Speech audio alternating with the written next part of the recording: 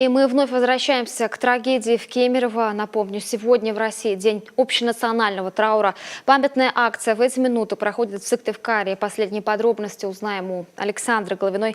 Александра, вам слово. Да, Любовь, спасибо.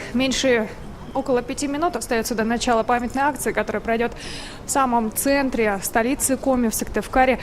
Здесь уже, наверное, около 500 человек собралось, это по нашим оценкам, и люди все подтягиваются, семьи с детьми, их очень много действительно сегодня здесь. Ну и самые разные представители разных профессий, разных возрастов, о чем мы уже говорили. А рядом со мной студентка Ксения Лебедева. Ксения, скажите, пожалуйста, с каким настроением сегодня здесь, на этой памятной акции?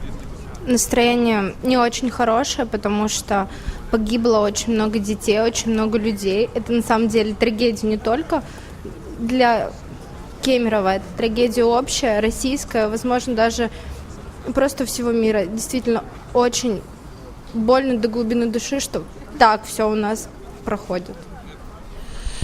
Что ж, повторюсь, до начала памятной акции остается около 5 минут, но люди уже зажгли свечи, возложили цветы, многие положили мягкие игрушки, в небо отправились десятки белых шаров в память о тех, кто погиб в этой страшной трагедии в торговом центре «Зимняя вишня» в Кемерово.